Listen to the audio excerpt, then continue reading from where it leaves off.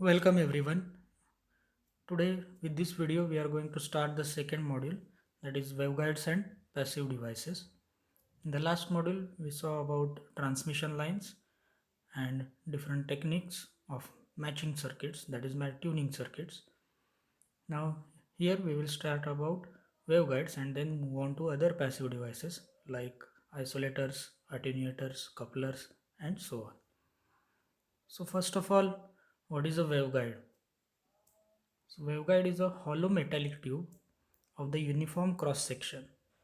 So it is a metallic tube and has a uniform cross section for transmitting electromagnetic waves by successive reflections from inner walls of the tube.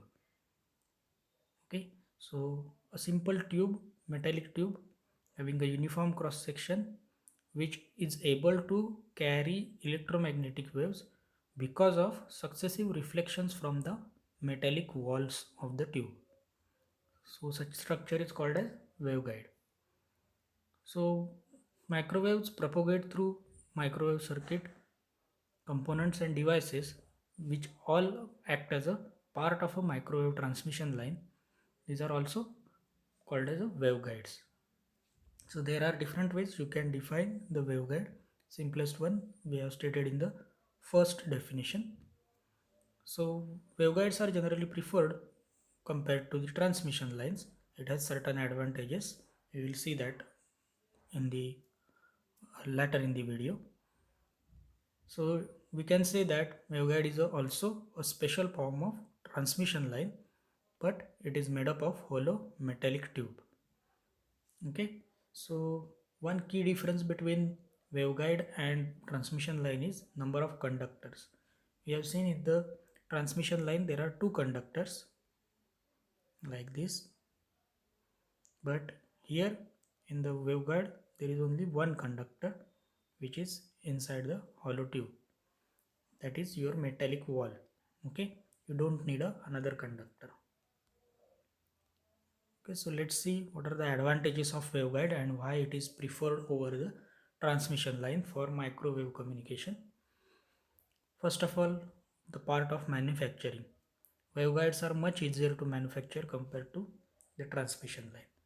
We have seen that transmission lines always require some tuning circuit, matching circuits and other parts in order to carry certain frequency range of microwave transmission, but waveguides are much easier to manufacture.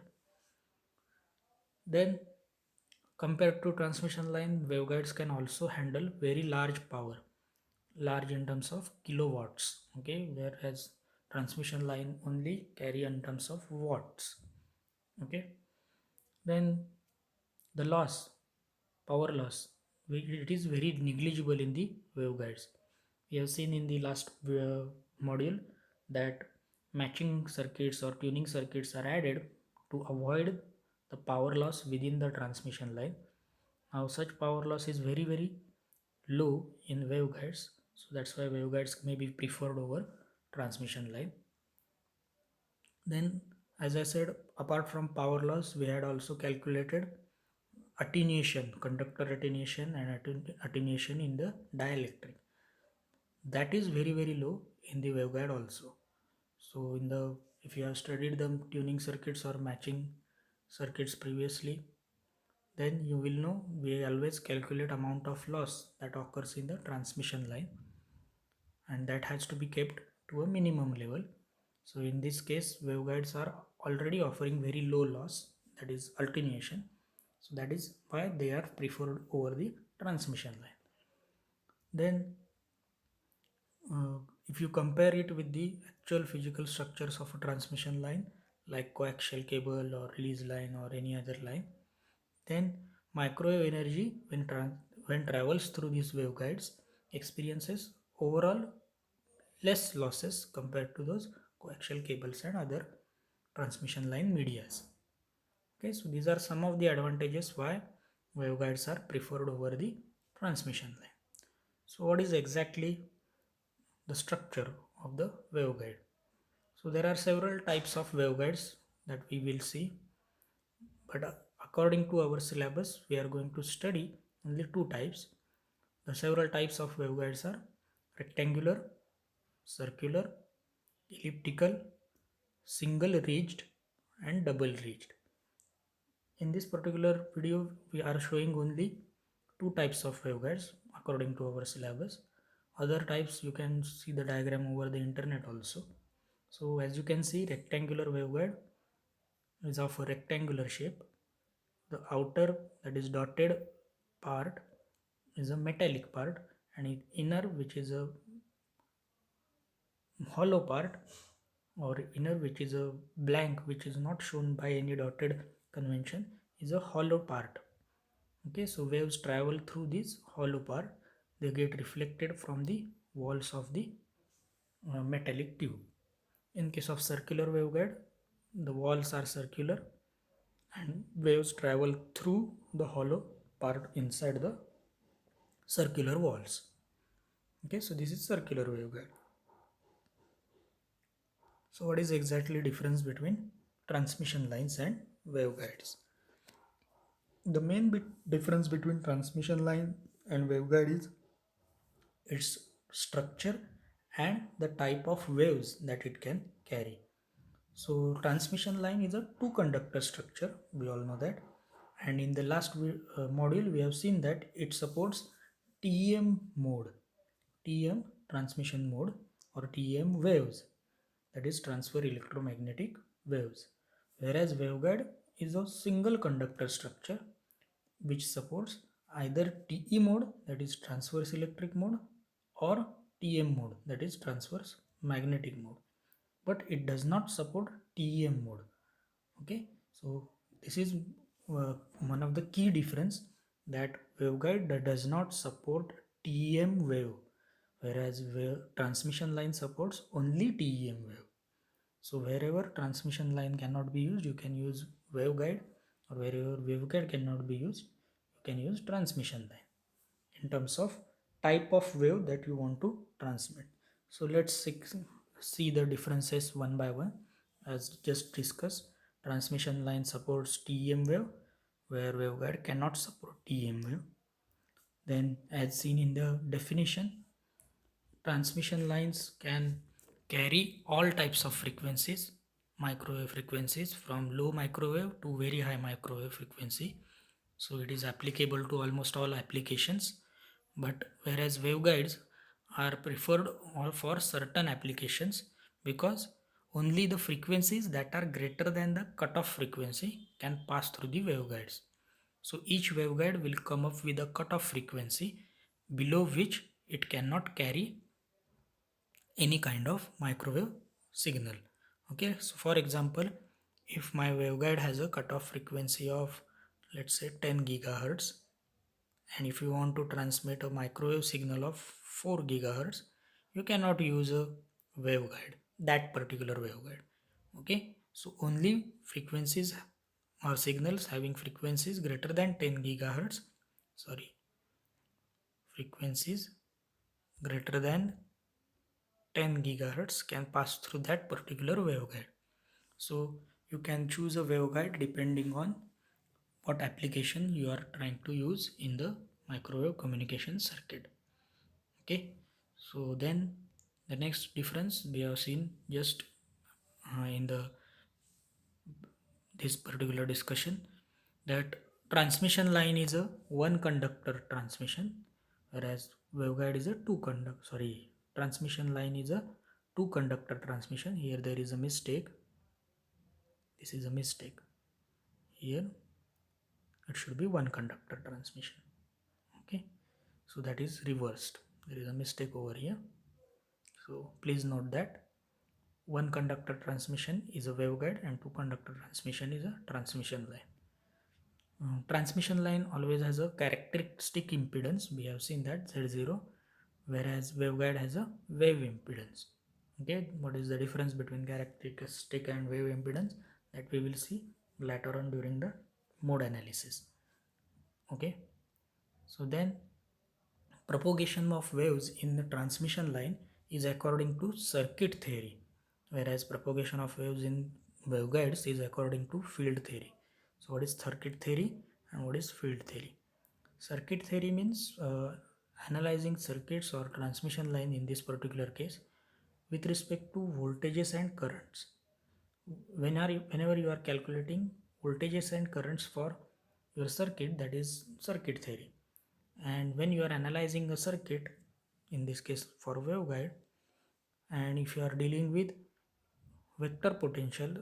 vectors like E and H, electric vector or electric field vector or magnetic field vector, okay, E bar and H bar.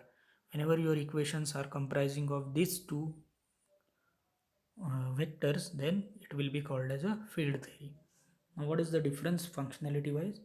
These are much simpler for analyzing your circuits, whereas this can be a little complicated. So that's why it is easy to analyze in the waveguides. Okay, in the transmission line we have two conductors, one of which is carrying the wave and other one is return conductor to the earth, whereas in the waveguide inner hollow part carries the wave and the metallic wall, which is a conductor, it acts as a earth. So return conductor is not specifically required. Walls will act as a, or return conductor will be uh, body of the waveguide. Okay, so as we have seen in the third as we have seen in the second difference, all frequencies can pass through. That's why bandwidth of transmission line is not limited. Ideally it will be infinite, but practically it will be much larger. For waveguides bandwidth is limited because only above cutoff frequency you can transmit the microwaves. Okay, then the last difference that we can talk about in terms of waveguides and transmission lines which are carrying microwaves, these waves will not disperse in the transmission line, and in the waveguides waves do get dispersed. Now what is dispersion and why it is getting dispersed in the waveguides and why it is not getting dispersed in the transmission line? So in transmission line we have two conductors, one of which is carrying the electromagnetic waves and other is the earth return conductor. Now dispersion means when electromagnetic waves are passing through, the particles of that waves remain together throughout the conductor. They do not get separated and move randomly anywhere. But in the waveguide, we don't have such carrying conductor. It is passing through a hollow part of the waveguide. They get separated and move along randomly inside that hollow metallic tube, and they get reflected from the walls. So there is no unity while transmission along the waveguide. So that's why it is said to be waves are getting dispersed in the waveguide, because one particle may move here, another may move there, one may move here. So it is getting dispersed in all over direction for waveguides. Okay, so let's see geometry and other important concepts. Now first we will start with the rectangular waveguide. We will just see the introduction in this particular video. The mode analysis will be studied in the next video. So rectangular waveguides are one of the earliest type of transmission lines, or they are one of the first types of waveguides. They are used in many applications, like such of lot of components such as isolators, detectors, attenuators, couplers. These are available for various standard waveguide bands between 1 gigahertz, sorry, 1 gigahertz to 220 gigahertz. So rectangular waveguides are about having a bandwidth between 1 gigahertz to around 220 gigahertz. So such limitation is not there in the transmission line. Rectangular waveguide supports TEM and TE modes, but it does not support TM waves that we have seen already. Waveguide do not support TM waves because we cannot define unique voltage since there is only one conductor in a rectangular waveguide. So why it does not support TM wave? And why we are following a field theory? because in waveguide we cannot define a unique voltage. To mention a unique voltage, it is a potential difference. You need to have a two wire conductors. V will be potential difference between one conductor with respect to another conductor. But there is only one conductor in the waveguide, that is outer walls, which is acting as a earth. So we don't have a exact unique voltage inside a waveguide, and that's why they either support TE mode or TM mode. Okay, I hope it is clear. So rectangular waveguides, like other waveguides, cannot propagate below certain frequency, which is called as a cutoff frequency. Now to analyze such waveguide or rectangular waveguide, we have to consider two modes separately, TM mode and TE mode separately. So before going to the mode analysis, let's look at the geometry of the rectangular waveguide. The geometry of rectangular waveguide is shown in this particular figure. This is a rectangular waveguide where it is assumed that guide is filled with the material of permittivity and epsilon, which is not written over here, permittivity epsilon and permeability mu. Now in the definition we have said the inner part is a hollow, which can be of free space, that is air, or you can insert another dielectric medium of permittivity epsilon. Okay, so and it will have a permeability of mu. It is standard convention to have the longest side of the waveguide along the x-axis. So as you can see here, if you can construct a waveguide like this, where larger width is along the y-axis, then it will cause problems, because in analysis it becomes difficult to understand the working. So generally it is a good convention to always keep a longer side on the x-axis and shorter side on the y-axis, so that width is greater than height. Okay, so electromagnetic waves inside a waveguide can have infinite number of patterns. So the way in which these waves are traveling through this particular waveguide has several patterns, which are called as modes. So these modes are either TE modes or TM modes.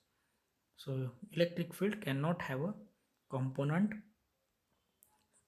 parallel to the surface. Now this is a surface, so electric field cannot be parallel to this surface, it will be perpendicular to the surface. Whereas magnetic field is always parallel to the surface, like in this direction or in this direction, that is Z direction, and it cannot be perpendicular to the surface. So that's why transverse electric or transverse magnetic. E is always perpendicular to the surface and H is always parallel to the surface. Okay, so this is about the geometry and type of waves or electric and magnetic fields that it can or direction of electric field and magnetic field that a rectangular waveguide has. Now in the next video we will see the mode analysis of the rectangular waveguide. That's all for today. Thank you.